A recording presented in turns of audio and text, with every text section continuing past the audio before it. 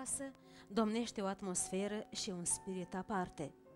Nu am aflat lucruri de lux, mobilă sau covare scumpe, obiecte prețioase.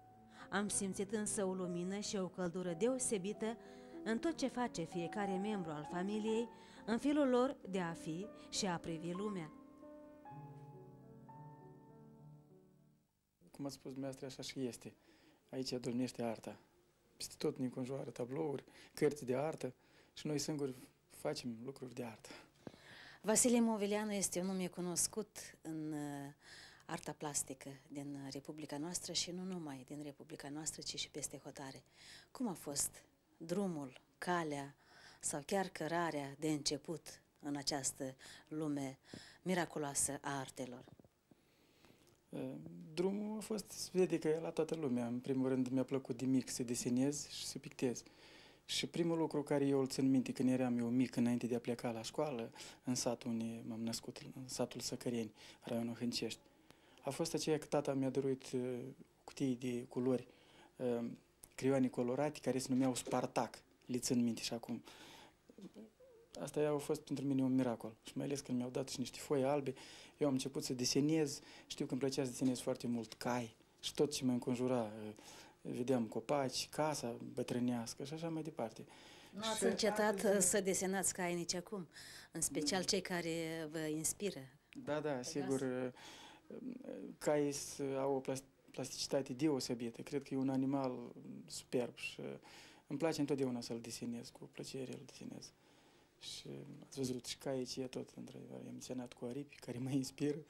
Deci nu e ceva nou, fiindcă Pegasul e pentru toată lumea oameni de creație și eu i-am interpretat așa cum i-am văzut eu. Vasile Movilianu este cunoscut în lumea artiștilor plastici, în primul rând, ca un grafician consacrat. El este un pictor de carte prin vocație. Este unul dintre puținii pictori care la perfecție percepe arhitectonica cărții, începând cu coperta și terminând cu căsuța tehnică. A ilustrat cărți pentru copii și adulți, scrise de Grigore Vieru, Spiridon Vangheli, Dumitru Matkovski, Mihail Sadoveanu, Jane Rodare, Menelaos Ludemis și mulți alții. Cum a fost acea cărare către lumea artelor? A fost cam nevoioasă. Deci, după ce am învățat în sat, am învățat numai clasa 1, fiindcă eu nu puteam să mă deplasez, fiind la vârsta de 3 ani am îmbolnăvit de poliomielită. Și nu puteam să mă deplasez absolut deloc, nu puteam să merg nici vertical, să merg măcar în cârj, așa. Mă trăiam pe brânci, da. Și mă ducea sora mai mare la școală, fratele mai mare și mă lăsa în bancă și eu așa am învățat clasa 1. Pe urmă, cum a zis mama, băiatul ăsta a mai crescut, s-a îngrelat, cine o să-l duc pe dânsul? Și grație părinților mei care s-au luptat foarte mult pentru mine și m-au dat la o școală internat specială din Ialoveni. Acolo am terminat 10 clasă, am avut niște colegi extraordinar de talentați, foarte buni, care s-au afirmat și ei în viață și învățători extraordinar de buni acolo. Și acolo tot timpul eu desenam, deci eram pictorul clasei și întotdeauna îmi dădea să fac o gazetă de perete. Am avut și este și acum, Evgeni Chiforu ce îi spune, educatorul meu care mă susținea moral întotdeauna și îmi dădea voie chiar să pictez în orele libere de... Aici la copiii, mă rog, să ocupau cu altceva, dar mie crea o condiție cât de cât mică ca să pot desena. După asta m-am dus la școala de arte Repin să încerc să intru și vreau să spun că eram un gramatic foarte mare, fiindcă scriam, dictările le scriam foarte slab.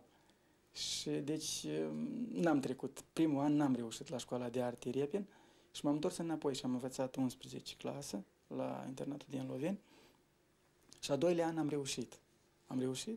Am terminat școala de arte Repin. Iarăși am avut norocul de a avea colegi foarte interesanți, foarte buni, învățători interesanți. Și după ce am terminat școala de arte Repin, am lucrat la uzina Signal, îi spune. Deci m-am angajat, îmi trebuia să am înregistrare și m-am aranjat la uzina asta unde făcea înregistrare, îmi dădea cămin, Însă visul meu era să învăț în Leningrad, în Sankt Petersburg. Fiindcă din anul 3 pe noi ne-au dus la practică. Pur și simplu să vedem muzeele astea care sunt atât de interesante, cum e Ermitajul, Muzeul Rus.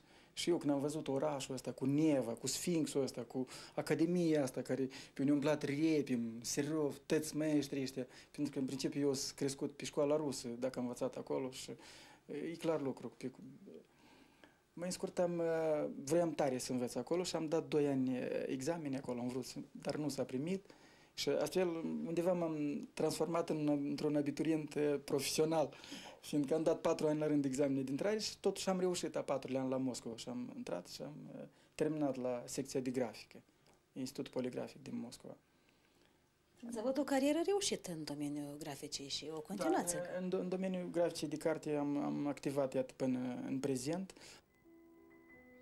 Apartamentul în care locuiește această familie este strict funcțional. Într-o odaie se pictează, în alta soția sa Ana brodează, criind și ea lucrări de o adevărată valoare artistică.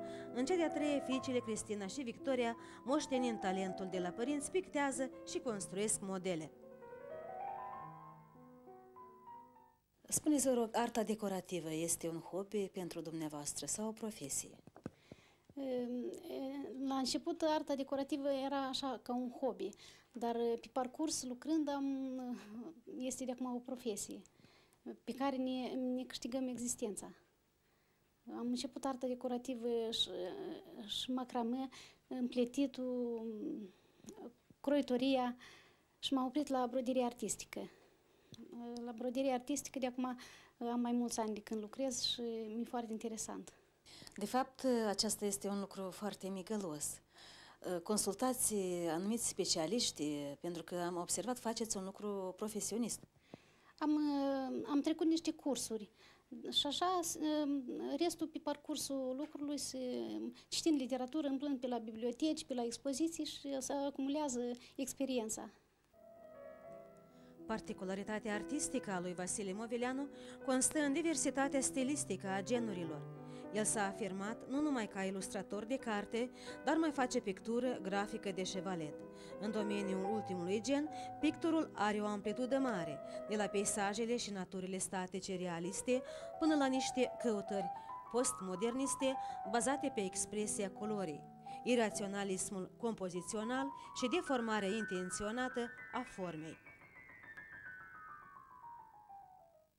Nu m-am oprit doar la grafică, tot timpul am lucrat și în direcția asta a artei de șevalet, de expoziții și am lucrat mult în acuarelă, că îmi place materialul ăsta, că el e rapid așa și foaia asta albă e ca un miracol așa, când o pui în față și când tu trebuie să pictezi atât de rapid în 30 de minute, să cucerești foaia asta mă captivează, fiindcă aici eu la ulei, de pildă, eu pictez acum în ulei, eu în ulei pot să-mi permit să mă mai gândesc, să mai trag răsuflarea, să mai pun o tușă, dar acolo nu-ți dă posibilitate, pentru că dacă într-adevăr vrei să faci o acuarelă bună, ești ca un medic, așa, știi, te-ai pregătit ca pentru o operație, te-ai concentrat și ai spus tot ce ai avut și gata, mai mult n-ai ce să te atingi. Adică eu, în principiu, sunt recunoscător acuarelei, pentru că m-a disciplinat foarte mult. Și mie, propriu, să-mi vine ușor să lucrez în ulei. Pentru că uleiul, totuși, dacă ne gândim așa, ulei e regele materialelor.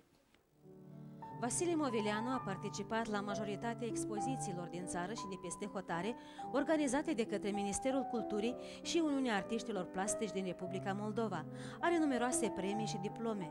Lucrările lui se află în Muzeul Național de Artă din Chișinău, în Muzeul de Artă din Tulcea, România, precum și în colecții particulare din Franța, Rusia, România. Sunteți un om realizat, așa credem noi. Dar mai există multe persoane care își pierd curajul atunci când se întâmplă o nenorocire cu ei, cu familia lor, cu cineva din preajmă. Ce le-ați putea spune? Eu aș putea să le spun tuturor oamenilor care se află într-o situație grea, care el, de pildă, nu a ieșit, poate 10 ani nu a ieșit din casă și crede el că el de acum e pierdut, că el de acum nu-i trebuiește nimănui. Eu îi doresc lui foarte mult acestui om, ca el să găsească pe sine însuși, să-și învingă frica asta față de necunoscut și să gândească că el e necesar societății, mai ales amu, când au apărut computerele, au apărut chestiile astea de informații, fiindcă dacă el are rațiune și el gândește, el de acum există. Și să nu uităm, chiar în Biblie ce scrie, spune așa că, zice, la începutul tuturor lucrurilor a fost rațiunea, a fost mintea. La începutul tuturor lucrurilor. Și dacă el are rațiunea asta, înseamnă că el de acum ar putea să o folosească și tot ceea ce are el să dăruiască oamenilor, fiindcă societatea are nevoie de așa oameni. Noi, dacă să ne uităm de pildă în țările civilizate și să le luăm în America, în Europa, peste tot, trebuie să atragem atenție. Chiar copiii ăștia mici care iau un defect fizic și nu se pot mișca, el e într-un cărucior. El nu e izolat și nu e pus într-un combinat, într-un internat cu mai mulți copii de ăștia care sunt la cărucioare. Pentru că asta pe dâns îi complexează. Nu, oamenii de acolo sunt deștepți și își dau seama că așa un băiețaș, el trebuie să crească cu oamenii sănătoși. Fiindcă numai când oamenii se uită unul la altul, prin ce putem noi să deosebim frumosul de urât? Da? Numai prin asta că un băiat sănătos să prețuiască corpul lui și tot ce are el dat de la Dumnezeu, numai văzându-l, fiind alături pe colegul lui care ședea din cărucior și zică, uite mă, asta totuși e mai obișnuit ca mine, dar cum lucrează el? Și asta să-l îmbărbăteze pe ăsta. Adică noi avem nevoie unul de altul, atât și invalizii, cât și oamenii sănătoși, că suntem ca niște vase comunicante. Ca două vase comunicante și nouă ne trebuie unul altuia și noi numai așa putem să devenim mai frumoși. De atâta eu le spun la toți oamenii care s-au pierdut curajul, să știe că lumea are nevoie de dânsii. Principalul să faci ceva, să te găsești pe tine, să faci ceva util.